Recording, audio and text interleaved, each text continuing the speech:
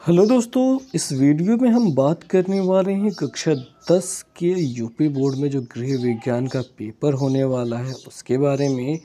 और क्या क्या पेपर्स में आएगा इसी के बारे में हम चर्चा करेंगे। सबसे पहले समय की बात कर लें तो 3 घंटे 15 मिनट है और पूर्णांक की बात कर लें तो 70 नंबर का पूर्णांक है।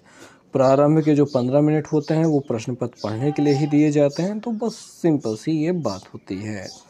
अब निर्देशों की बात कर लें तो जो सामान्य से निर्देश हमें दिए गए हैं वो पहला निर्देश ये है कि सभी प्रश्न अनिवार्य हैं। दूसरा है कि जो भी प्रश्न आपको दिए गए हैं वो बहुविकल्पी, अतिलघु उत्तरीय, लघु उत्तरीय और दीर्घ उत्तरीय प्रश्नों में 4 प्रकार से बांटे गए हैं और उनके उत्तर हेतु जो निर्देश होते हैं वो प्रश्न पत्र में पहले ही दिए गए हैं। और अगर अब हम पहले प्रश्न पर चलें तो हमको देखने को पहले ही निर्देश मिल जाता है कि आपके जो पहले और दूसरे प्रश्न हैं वो बहुविकल्पी हैं।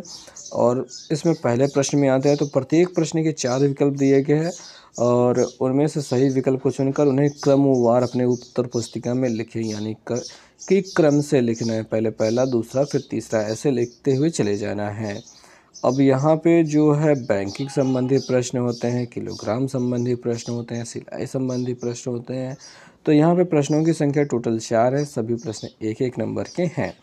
प्रश्न संख्या 2 पे आते हैं तो यहाँ भी प्रश्नों की संख्या 4 है। सभी बहुविकल्पी प्रश्न हैं और एक एक नंबर के हैं और बहुत ही आसान और अच्छे प्रश्न होते हैं। हालांकि कुछ प्रश्न बहुत ज़्यादा मुश्किल भी होते हैं पर कुछ बहुत ज़्यादा रिलेटेबल, बहुत आसान भी होते हैं। प्रश्न संख्या 3 से 4 के निर्देश की बात करें तो यहाँ पे अतिलघु उत्तरीय प्रश्न है और इसमें प्रत्येक खंड के उत्तर को जो देना है वो 25 शब्दों से कम में देना है, यानी 25 शब्द से कम में ही आपको उत्तर देना है। अधिकतम 25 शब्द में लिखें, यानी 25 शब्द से कम में आपको इसका उत्तर दे देना है।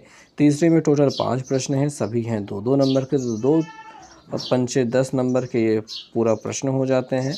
आगे चौथे वाले प्रश्न की बात करें तो यहाँ पे आपसे यहाँ पे भी टोटल 5 प्रश्न पूछे जा रहे हैं, सभी 2-2 नंबर के हैं और सेम टू सेम वैसे ही हैं।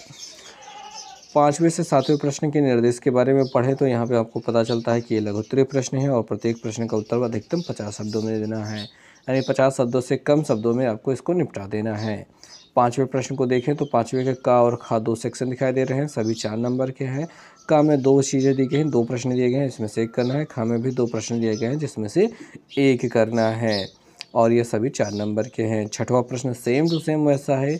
का में 2 प्रश्न दिए गए जिसमें से 1 करना है। खा में 2 प्रश्न दिए गए जिसमें से 1 करना है और 4 नंबर के दोनों प्रश्न हैं। 7वें प्रश्न की बात कर लेते हैं तो 7वें प्रश्न में का में भी 2 में से 1 करना है जो कि 4 नंबर के हैं और खा में से 2 में से 1 करना है जो कि 4 नंबर के हैं।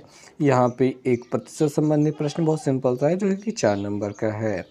आगे प्रश्न संख्या 8 से 10 की बात कर लेते हैं तो ये दीर्घ उत्तरीय प्रश्न होते हैं और 8वें और 9वें प्रश्न के लिए विकल्प दिए गए हैं और प्रत्येक प्रश्न में से एक ही प्रश्न करना है और प्रत्येक प्रश्न का उत्तर अधिकतम 100 शब्दों के अंतर्गत देना है, यानी 100 शब्दों से कम में आपको इसके काम को निपटा देना है। 8वें प्रश्न में विकल्प की बात करें तो इन 2 प्रश्नों में से एक को करना है, इसी का मतलब होता है विकल्प का। और ये 6 नंबर के प्रश्न होने वाले हैं और 9वें प्रश्न की बात करें इन दोनों में से एक करना है जो कि 6 नंबर का एक प्रश्न है, मतलब एक ही करना है, वही 6 नंबर आपको मिलेंगे। 10वें प्रश्न की बात करें तो 10वां प्रश्न केवल एक ही प्रश्न है, इसको आपको करना ही करना है, तो ये 6 नंबर का है। तो इसी प्रकार से ये पूरा प्रश्न पत्र होता है समाप्त और नीचे देखेंगे तो आपको मिल जाएगा मार्किंग स्कीम, यानी कि किस प्रकार से आपको प्रश्न पत्र में आपके अंक मिल रहे हैं। हालांकि हमने अंकों के बारे में पहले ही ऊपर बता दिया है तो कोई चिंता की बात नहीं है।